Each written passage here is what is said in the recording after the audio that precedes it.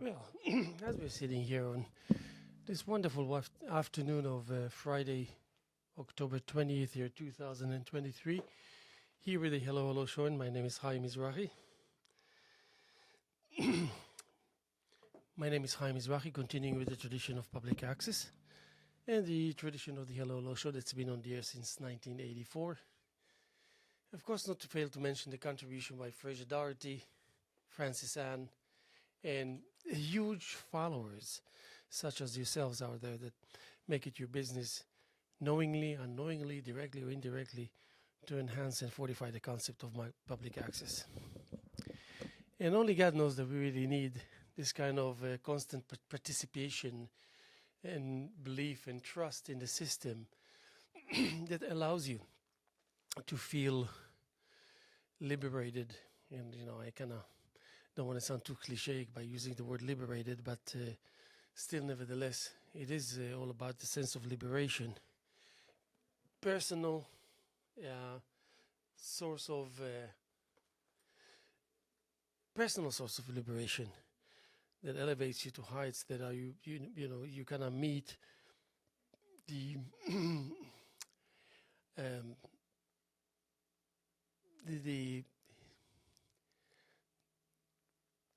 the human shades, and that's what I call it as an artist. Like I always think about the shades that are kind of picking up a meaning and a feature and a face expression that gives you indication. It tells you the story. That face expression tells you the story. The one that reflects through the mirror, if it's yourself, or the features of others that kind of remain in the frame that is equivalent to this type of thing. Of course, I can always sit here and say, in the face of what's happening in the world, or in the face of what's happening internationally or globally, or in the face of what's happening in the human psyche, in the face of what's happening in just basic community/neighborhood happening developments, and but it's very easy for me as a parent and as a resident of a community, just as much as I'm a citizen of a country, to understand the vitality and the importance of keeping that simplicity and the grid. I always compare between the grid that I walk on, as I'm walking, I'm actually watching the grid ahead of time, and this is a complete grid that gives you a sense that as if it's just developing constantly, but it really is accomplished and all said and done. And sometimes when I interact with people, I take upon myself the opportunity to emphasize the importance and emphasize the fact that certain things exist that we need, that we believe or think and believe that it's not there, available, whether it's, maybe it's accessible, but not available in the sense that we can just extend our arms and reach it and grab it and utilize it and make it ours. But there's usually, if someone gives me a phone number to call for whatever reason, and then I call, and the first ring, the outgoing recording message is coming, I hang up immediately and I call again, because I know 9 out of 10 times the second time I'll be answered. There's something out there that triggers it to make you believe there's no one is in the other end. But then you kind of bring into the immediate equation playfulness that can allow you to experiment and allow you to try more than once and allow you to actually prevail without making such a big deal out of it. The source of failure when it comes to the basic life of waking up in the morning, having a family, raising kids, doing shopping, going to teacher-parent conferences, and going to your job site, interacting with the people that surround you on a daily basis for whatever reasons that you're connected with them, and again, that level of simplicity is so vital and so important and so efficient by the way that it helps the reality as a whole to dissipate. It's almost like to vanish and to kind of re-establish itself. And why am I talking about it? Is because there is a sense, and I draw most of my my examples and my findings and my vis-a-vis the time that I spend in the studio. There's something about that quiet in the midst of noise that you cannot just pinpoint it, but it's there. But it seems like you're the only one who knows it's there, sees it's there, feels it's there, hears it's there. And for the longest time I thought that the entire world is hearing the voices that I hear, but it's not the kind of voices that will require you to be on some kind of medication and some kind of psychological consulting. But it's not less important, because that precious time that you spend, that you're actually alone / not alone, at your disposal / not at your disposal, and all the things that I can mention that actually can be considered to belong to a very cliche, adamant, trivial box of findings, but in that particular time, they don't show a face that is preventing you to present it or to use it because it has some cliche tone to it or any of such. I was approached several times in my life by people that were close to me, and they wanted to tell me something important, but they didn't know how to simply tell me something important without me thinking that something important and big just taking place, because they will want to share with me what they think about what I do and who I am, who I could be, what I can do, how can I get closer and eliminate most of the pain and most of the kind of friction that's taking place in our lives when we are in that heat, in the heart of the journey, taken by the moment where we always believe that we cannot take our eyes off the ball, and it's just like really reality, life. It needs us at any given time, all the time, to feed on whatever it is that we radiate. And there's always some kind of a sign in the horizon that shows that color, that reflects the what do I want to say, the luxury on the basis of the heritage of Mother Nature. That just is like, even the fortresses there are wavy and kind of succumbing to the wind. By the way, that is not there. The wind is not there. The wind is not there. But the wind is there, and because this scenario doesn't need much of the sound of that any kind of wind will generate, still nonetheless it exists very very realistically and very really very. And I was too busy being grateful, so that actually most of the time it really hurt me, because I was really not understanding that while I was kind of expressing my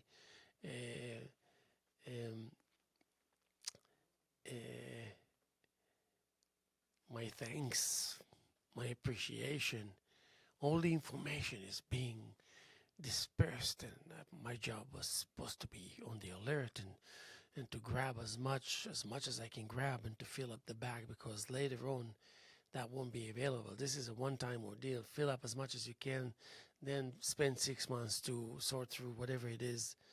Then you realize quickly enough that everything that you grabbed is a treasure, and therefore, for that sake, anything that was or has been grabbed there at that particular moment is a treasure. So with this knowledge, it's almost like driving a bus across states and never needing to go to the bathroom because you have a bathroom in the bus, and the bus is telling you, and the bathroom itself tells you that you don't need to worry about. So therefore, you don't need to worry about. Therefore, the body forgets really to initiate and to uh, create certain needs that one would anticipate and expect to take place. And so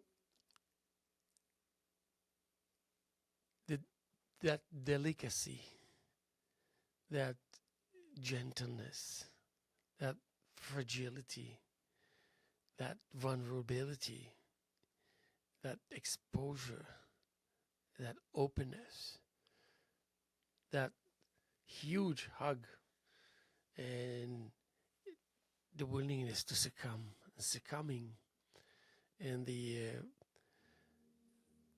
treasure of expression, really, as you may think about it in one way or the other, and being able to express yourself, just like we're doing here at LTV with public access. I mean, you sit and you express yourself. You do it. If I would have a guest now that's just like I had yesterday, it will be just like pretty much saying the same things that I'm saying now, and thinking, what is it that my guest is feeling about what I just said, and let's see how it's going to come back. Let's see how it's going to treat itself when both ends are going to touch each other. But there's also a sense of confidence and security. You really feel when you have that increased knowledge of the mechanism of certain things that are related to certain parts of your body, and especially speaking of the brain, that is like a conductor, like an orchestrator, like a happy provider, and you want to understand your mind more and more every time you have a better grip on the technical situation, so you kind of prolong it, So when you wave and you grab, you invite, and you send forth the sounds, and then the rhythm, and just the blending, it's like forward. This is almost like Tai Chi for some reason. There's some kind of Tai Chi to the world. You push it away and you beg it to come. Then it comes, and you position it in this right chakra, and then you compress it inside. Then you compress it downwards into the kind of sexual aspects of the enjoyable factors of the reality of the ultimate Mother Nature, so to speak. But even when you do that perfectly, you still realize that every time you push something down, there's something that wants to come up, because you're always underwater, There's always a sensation of taking, give and take, not give and take, take and give. Taking, give, and give and take. And it's almost like a completion of something that you really don't feel like you have to describe what it is, because that completion really, of whichever nature it will be, contributes in a way that it all drains to the same source. So that same source really is kind of gathering all that it can gather in order to be able to be there when you're in times of need, and to have whatever it is that you need in order to continue and to survive. And slowly but surely, you realize that the more time goes by, you can do something about things. You can do something about it.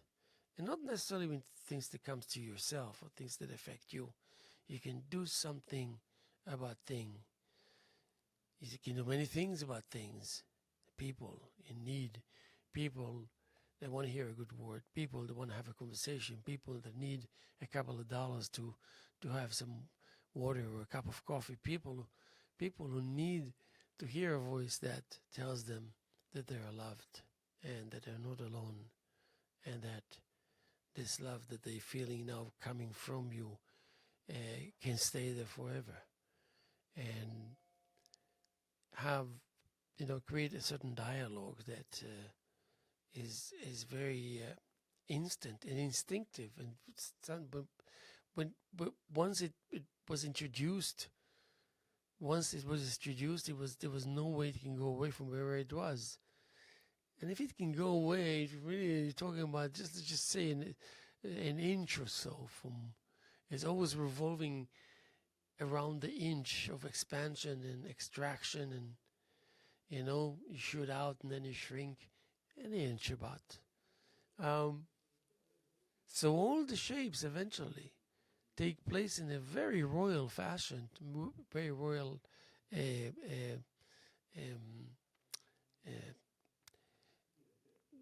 process of wheeling and dealing, give and take again, that you don't even stop for a second. Suddenly my eyes are itchy, so I have to rub my eyes. The give and take. There's a lot of times now lately when I have conversations with people, there's something about give and take, but people don't. I feel like there's more a feeling of being at ease with one another, Even strangers sometimes, because there's an understanding. When you meet someone, you know that he or she would like most probably what it is that you like, that they're similar to you without really knowing too many facts and too many details. So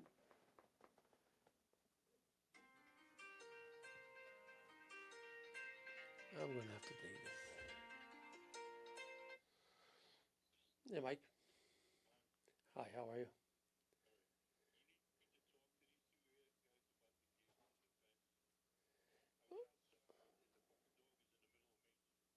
Oh, really? Because, uh,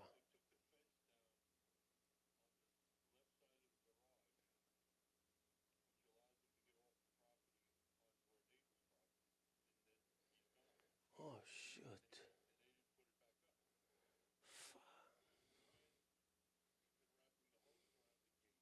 Yeah, and that's what I did on my way out. Yeah.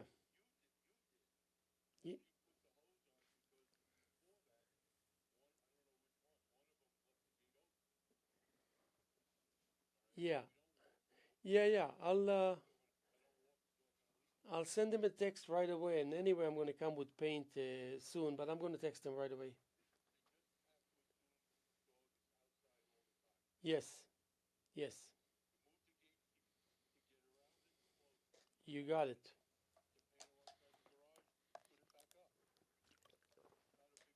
I will let him know. Okay, thank you. Bye bye.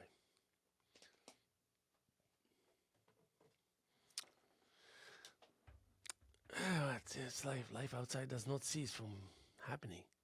But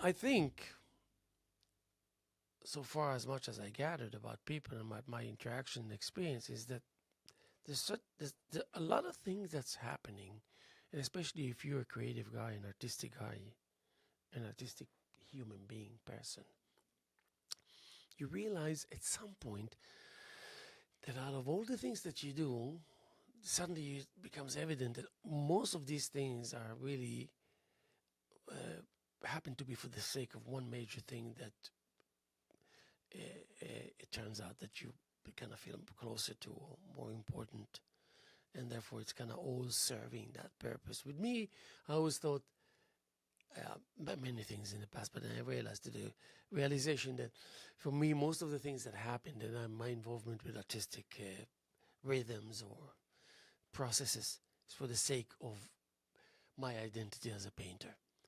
So when I go to the canvas and I realize that those moments that it's in your face and doesn't really want to give is the moments that will determine the difference between losing everything you have, literally, and I'm exaggerating a little bit, and gaining just a little bit. So, but if you haven't experienced what it really feels, what it really means to make a mistake and then find yourself suddenly so far behind, it's not even funny.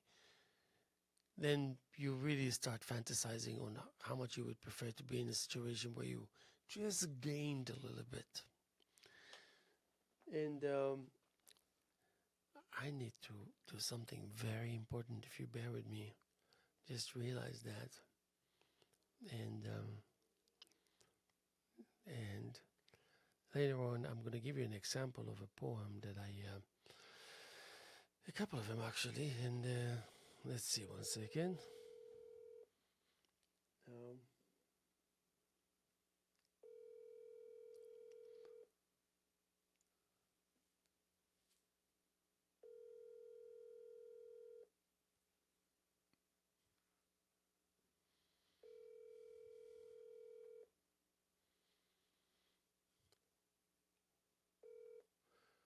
Oh yeah. Just going to take me another second because it's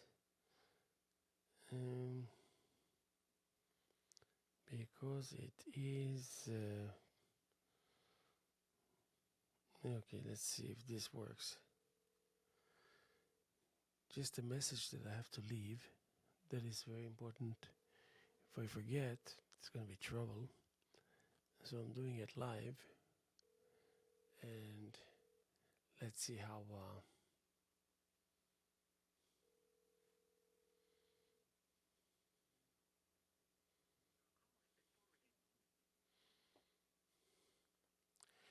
okay, I'm going to do this. Text Marco. Marco, please, when you leave to go outside, make sure the gate is locked. The owner of the house called me and told me that you're leaving the gate open and the dog goes out to the street. Please tell Raul and you to be careful when you go outside to the street outside the house. Make sure that the door is locked. Hey, what's up?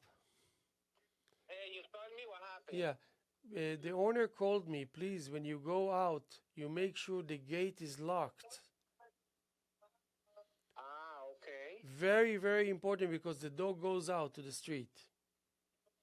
Okay. Please, when you go out, make sure that the gate is locked and closed. Okay, I check it out now and door open. Okay, and tell Marco also, okay? Okay. Did you finish there? Almost. Okay, I'll talk to you soon. Bye. Okay, so that was just... so it gave me the sense of being so impressed with Steve Ram yesterday. He started reciting poetry in a way. It's like, you know someone for 30 years and you discover something about him. Too. Yeah, Gary, I'm just live here on the show. Would you like to be on for a couple of minutes? Are you on right now? Yeah, we're on. Okay. And I must say that I said great things about you before I called. So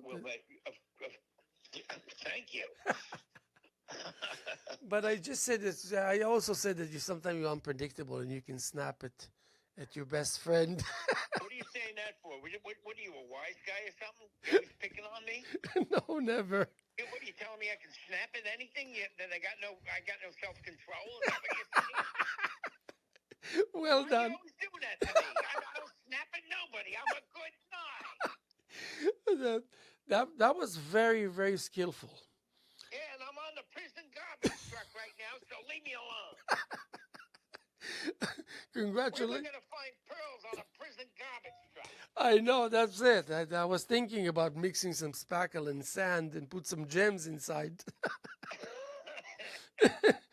But listen, what you can't blame me. I miss you, so I call you whenever I can. And even when I'm on the air, and I thought that since you don't come here to LTV anymore, maybe we can have a short chat with you, which I'm sure will be very meaningful. There you go with all right, I'll be on. Tell me when you want me on. We are on. We are on already since the first second. Well, okay. Surprise, surprise. We're on again. Yeah, and the things I was just mentioning, the thing that how long it takes really to realize that when you handle things complicated and sophisticated in a simple fashion, when you find a way to do it, you're getting the same results without so much punishment. No, there's always punishment. There's always some form of, there's always taxation. You always have to figure out that, I'm glad you interrupted me. I'm sitting here writing, and I need to take a break and get away from this because it consumes you. But I'll tell you something. I'm sitting in Montauk. I'm in my nice area here, and I'm watching the clouds roll in. I think it's going to rain, right? Yes, it is already raining here, more or less. Is it already? Yes. Yeah. So what is it like? Because I always associate you with being an actor, and I experienced it firsthand with you more than once. And there's no doubt of your skills and talent and ability to make people happy and laugh. But how is that associated with writing? I mean, how much more difficult or easy it is because or due to one or another? One is acting is tennis,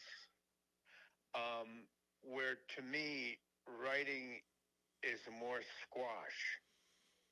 You know what I mean? Yeah. You're acting is a wide open game where you're running. You do a lot of running from distance and a greater, wider range of hitting. Whereas squash is more wrist, and you've got four walls around you. Yeah. And you're hitting hard and fast, and you get a greater sense of the results. But they're the same principle. When I sit here, I'm writing scenes for my script, and I have to. At first, I see them, and it's not always while I'm sitting at the computer. I can be driving, and I'll see, I'll see and hear and write and rewrite a scene while I'm sitting at the beach in my thoughts. What do you borrow from acting for the sake of writing? Oh, same principles of conflict.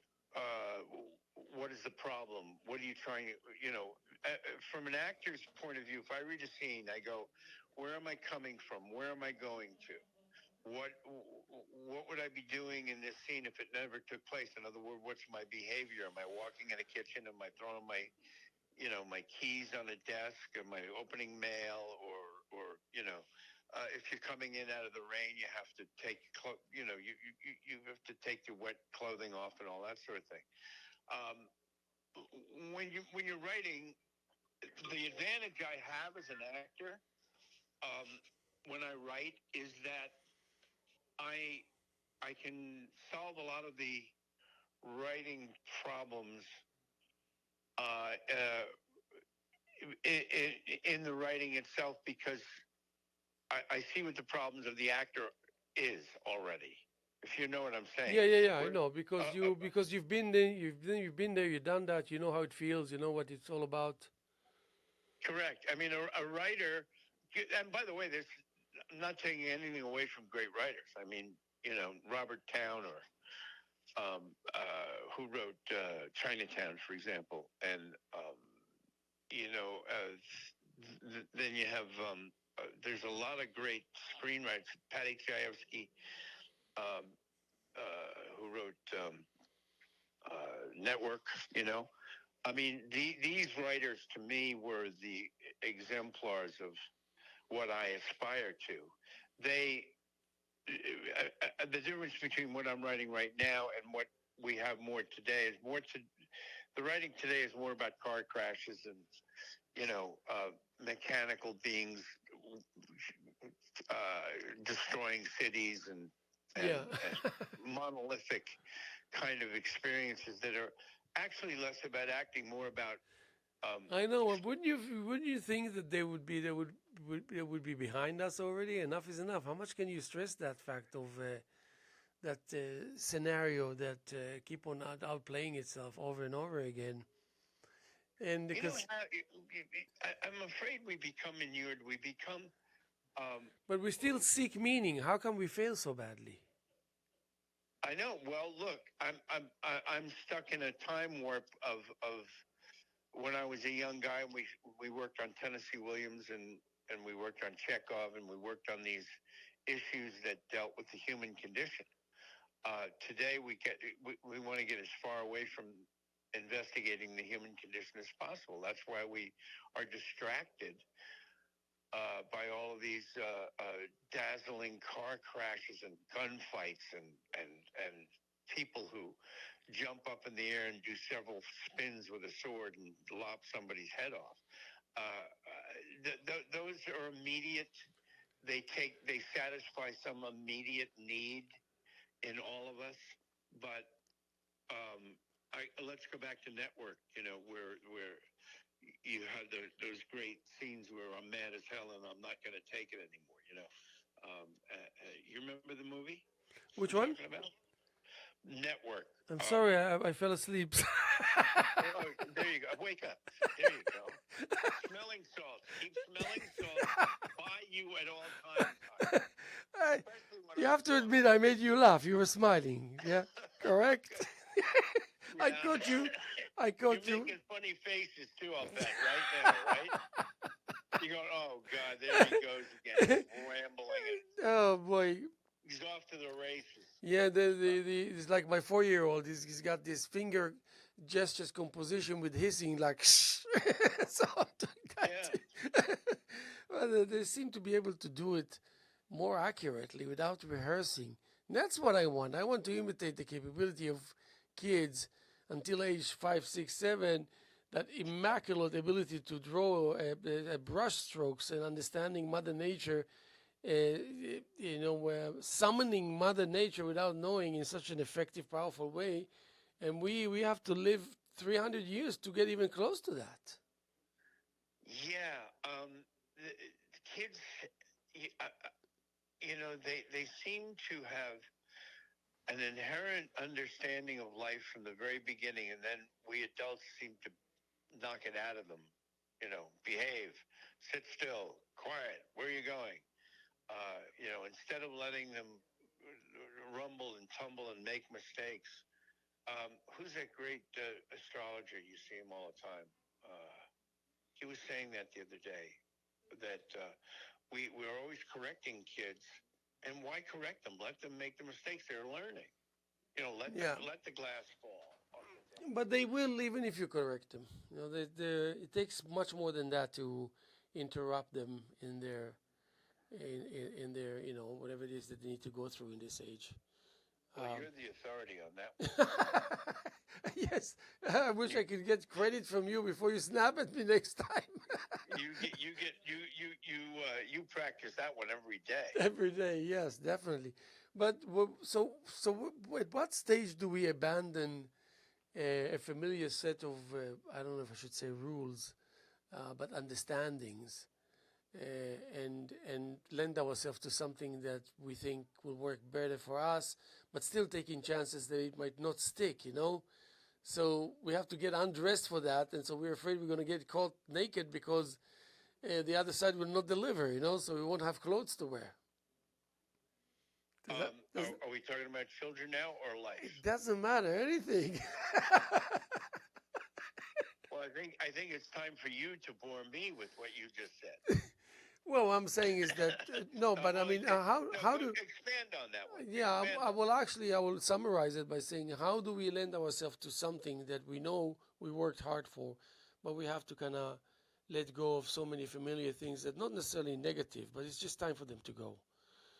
So how do we do it with the least amount of drama, but still also preparing ourselves that the promises might not materialize, and we're going to get caught naked in the midst of this process. So not only that we're willing to accept this change, but we're also able to deal with the situation if things don't go according to plans, so to speak. Well, look, it's an empty stage, an empty page, and the fear that the artist has when they sit down to begin to write, to act, to paint.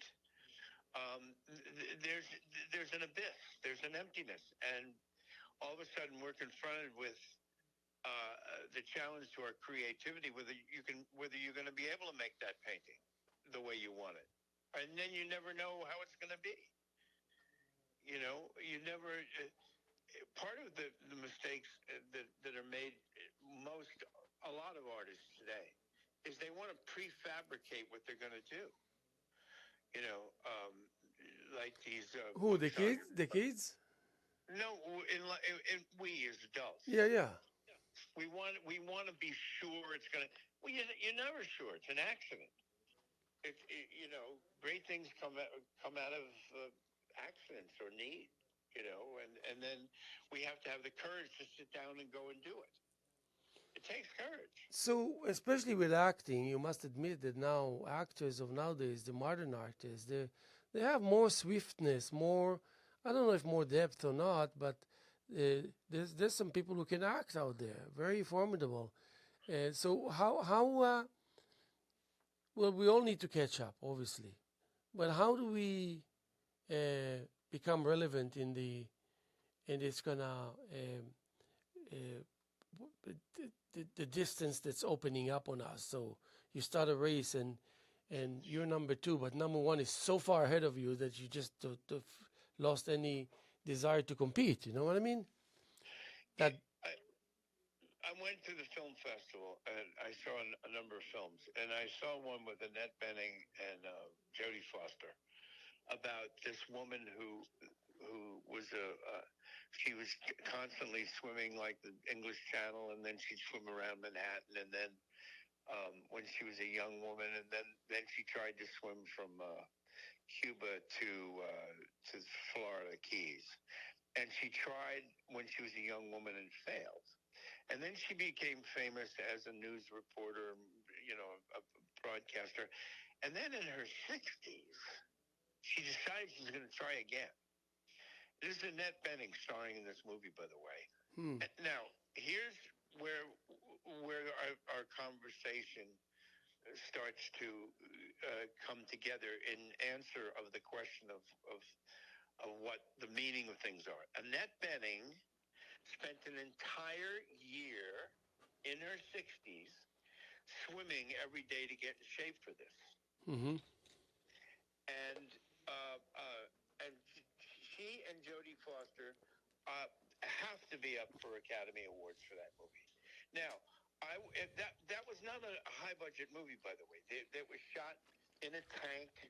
You'd never know it. You'd swear she was swimming across 110-mile swim from Cuba to the Keys. She tried it 5 times until she finally reached success in her 60s, and she did it. When I watch a movie like that, I'm thinking about that movie 2 weeks later. I walk out of a movie where I saw the car crashes and all that. I can't even tell you who was in the movie. Yeah, because but it's over. It's like going to a great restaurant and having an astonishing meal, and you remember the ambience, and you remember the taste, and you remember the experience, and the candlelight, and you walk out and you had an experience. Whereas you go to McDonald's and it tastes pretty good when you have it, but then you don't remember it. yeah, but in the same token, you can say that parallel to it, you can take a poet or a writer like Rilke, where he would admit everything about himself, but he will not deprive himself from the ability to tear you apart with his genius, like literally cut you to shreds. Yeah.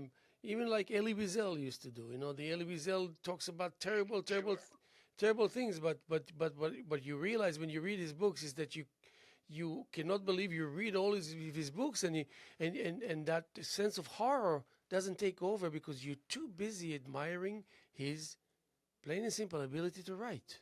But look at how relevant he is at this very moment. Yes. But what led him to that? When did he die? About 5 years ago? Yeah, about. And he probably died because of Madoff. That he lost all his money and his foundation lost all this money. Oh, I remember that. Yeah, and I corresponded with him, by the way. You know that when I read his books, And also, thanks to him, I read a series of about a couple of hundred books about the Holocaust that he guides you when you read his books. So I sent him about half a dozen poems in Hebrew. And I don't know, don't even ask me why, how, what for. And I wrote him a letter and I wrote him in Hebrew. And of course, I thanked him for his incredible service. And especially for the fact that, when he decided to write, first of all, he had like 3 or 4 PhDs. He could speak fluently 4 or 5 languages. And he wrote all his books in French. So that in itself, people cannot get over it. So I told him that I donate all of my genius to the memory of the victims of the Holocaust and salute them with humility. And these half dozen poems are just a very, very minimalistic attempt to show that willingness. Your poems? Yes. I think it would be relative for you to read them now. Yeah, no, but it's in Hebrew. Well, to read it, you translate them. Yeah. So I think you have to do that, Haim. That it's critically important in what's going on with this horror. Another Holocaust hit Israel, and I think it has to be. It's the poets and the artists like you, and the writers and the actors and the dancers like you. Yeah, who take this kind of thing and memorialize it and interpret it so that generations later on will know who Anne Frank was, or Oh yeah. who will know who is the guy, the Spielberg movie, the man who saved all those Jewish people. Oh yeah. You know what I'm talking about? Yeah, that was awesome. I mean, that's memorializing and remembering through artistry, so that we never forget. Yeah. Unfortunately, we kind of did because it happened again. Well, I don't know if we should rush to say it's happening again. I mean, there's madness out there, that's for sure. But I think that we should be very careful on how much time we put into it, into digesting it. That means it happened 2 weeks ago. By now, we should have been much far ahead of ourselves already. We must. Because we live in an era that forces you to dwell too much. And dwelling is the number one enemy, not terrorists. Dwelling, number one enemy. That brings upon the complacency and low level of energy and the whole idea of readiness for everything. And we're not getting younger, we're getting older, so we need to be more and more efficient. But what I mean is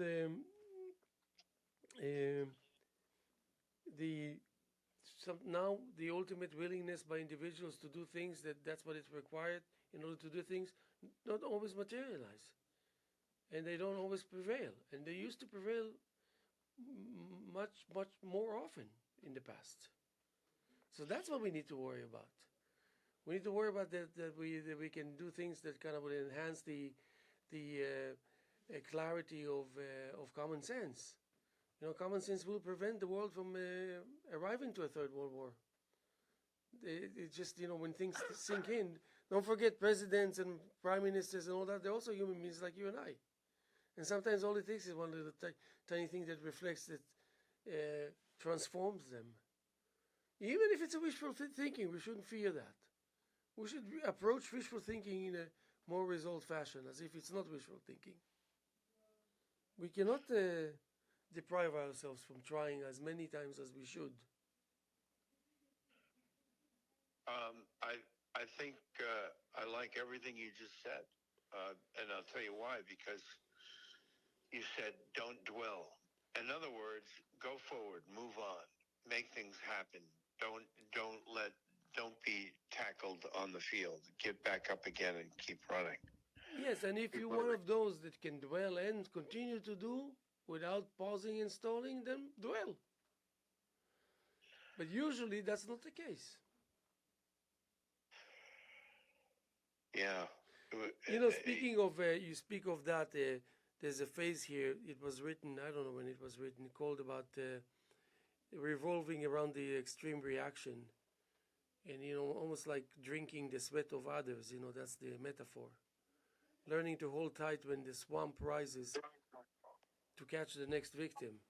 And that's what it is, if you think about it. It's all solid ground, but actually it's really a very fragile, delicate swamp.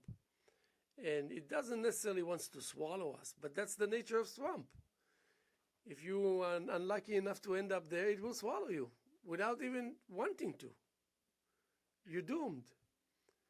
Right. And then, metaphors like wet scenario that's breathing fumes and squinting, and all about prying, how you pry, the hunter with the highest sense of pride, the better hunter you are. You know what I mean? The proximity to one another. And all of this is just having a grip together with the mind, so that when you have a grip, when your hand is tight and it's holding on to something, it's got to be in sync with your mind. Because your mind wants that and needs that just as much. So suddenly, the body and the mind are really, really in good terms with one another. So you see that. And, there's the whole aspect of disappearance. A lot of things, gestures, disappearance, and, there's always the crowd in the background, and everything is stretched forward. We know the direction. We don't need the North Star in order to have a point of reference of where we are. We know already. We use other tricks, more available, less complicated. You know what I mean? Yeah. So, and then it's society and survival and longevity and the poetic soul that must always rise to the occasion. And that poetic soul is not exclusive to poets. I don't know who ever invented that. Do you understand what? Whether you belong to the club of poetry or not, that's ridiculous. That's ridiculous. Yeah. So it won't take long before, if society is willing, to change patterns in an easier fashion. It's possible, to undo that kind of inevitable crap that we must go through in addition to the crap that's already taking place and existing. And then the end result is the crown. The crown is always ready.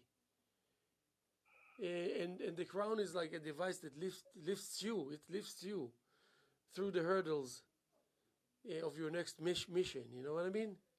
Yeah. And you can keep that smile of yours and that soft demeanor of yours for the next lucky bunch of benefits from the rarity of your extravagant goodness. By the way, can I take a moment to memorialize a very dear buddy of mine, friend? Sure. Who just passed away. Burt Young. You know who Burt Young is? No. Do you remember in Rocky, he was Paulie? He was. Oh, yeah, I remember we talked about it. Yes, of course. The butcher. He died at 83 about a couple of days ago. And he used to stay with me here in Montauk. He'd come and visit. I did a movie with him years ago, a thing called Blood Red, with Eric Roberts, Giancarlo Giannini, Burt Young. Giancarlo Giannini, you remember him? These great old character actors. And Burt and I became friends.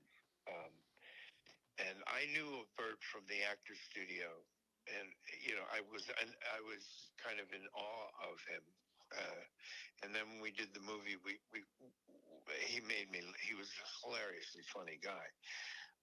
But he would come and stay at my house, and you know how he exercised? You'll appreciate this. Burt's exercise program. He'd go in my backyard, and he had a sledgehammer, right? Yeah. And he would he'd bring out a big glass of scotch, unfiltered Lucky Strikes. He'd light a cigarette. He'd sip the scotch, and then he'd take the sledgehammer and move it around, swing it around for 15 or 20 minutes. That was his exercise program. And he'd go, Gary, I said, Bert, what are you doing? He goes, I'm using every muscle in my body. And you want to know something? He had 48 fights when he was a young guy. Oh, really? He was a serious contender. Oh, boy. So no wonder he was so good at the role of just playing it so cool with Rocky. Oh, he was a real fighter. And he had I won't go into the rest of the history of his background. Yeah. But I also knew his brother Bobby Murray in acting class. We were in Mike Gazzo's acting class years ago in L.A. Mike Gazzo wrote Hatful of Rain, and Mike was Frankie Pentangeli, the one that everybody quotes all the time. When he goes into the courtroom and all of a sudden he doesn't rat out Michael Corleone because his brother's in the back of the courtroom. Yeah. Remember that? Yeah. So anyway, all these things came together, but I just wanted to say that what a fascinating, wonderful guy Bert was. And here's the other thing that talk about artists and because he left. By the way, he left a great body of work. I mean, he was a real actor. He was a real student of acting. He took his work extremely seriously. I remember he did one movie. I forgot what it was, and he told me in order for him to understand who the character was.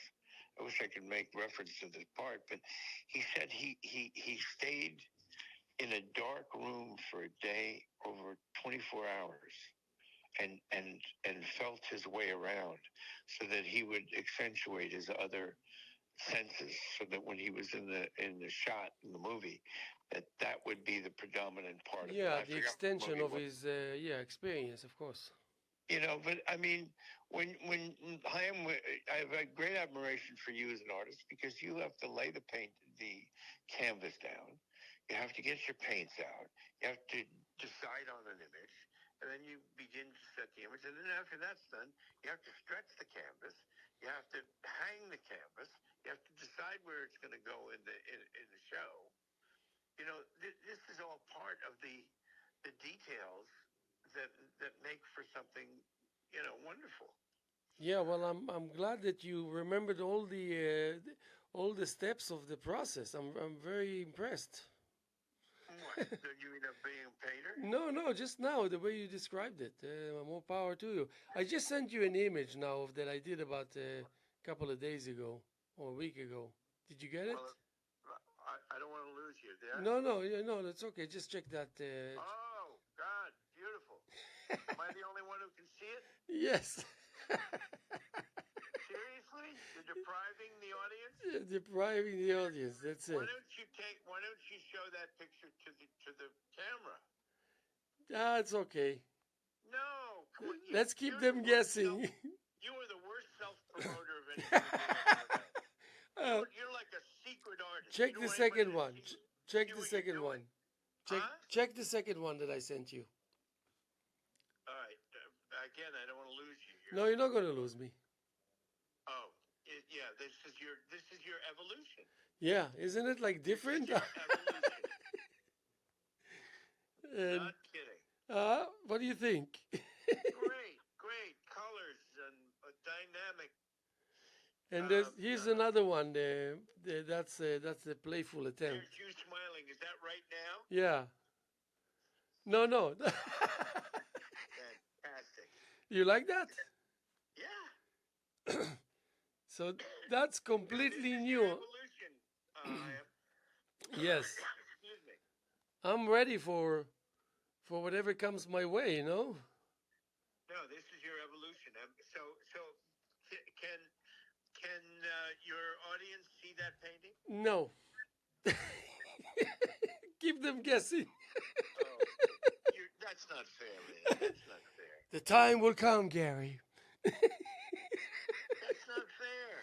I mean, So yeah, the top painting and the bottom painting, yeah, and the two in the middle. The two in the middle seem to know each other, and the top painting and the bottom painting yeah, seem to be related, yeah, more or less. Yeah, good. Yeah. Um, right? yes, I. You know your stuff. Yeah. Well, Well, again, that's the crossover from you're a poet and you're an artist and a painter. yeah, and I know, and this transition happened fast, and I'm very happy. I kind of hold my breath so it won't go way too fast. So we'll see. But You know, what I'm doing now, I never had the patience when I was younger. I grew up around music. My father was a major jingle writer, and there are instruments everywhere. And we have and I, three. We have 3 minutes. 3 minutes. so I'm now teaching myself to play piano very slowly, and I just played. All of a sudden I'm learning the chords, and I've got this online course I'm taking, and I'm starting to play songs, and I said, wait a minute, I just played Jingle Bells. I just played, um, you know, the uh, Jingle bell. Evita, the Don't Cry for Me. Yeah. And my fingers now understand what they're doing. I mean, Uh, it's like my fingers now know what they are doing. yeah, have a brain of their own. Yeah.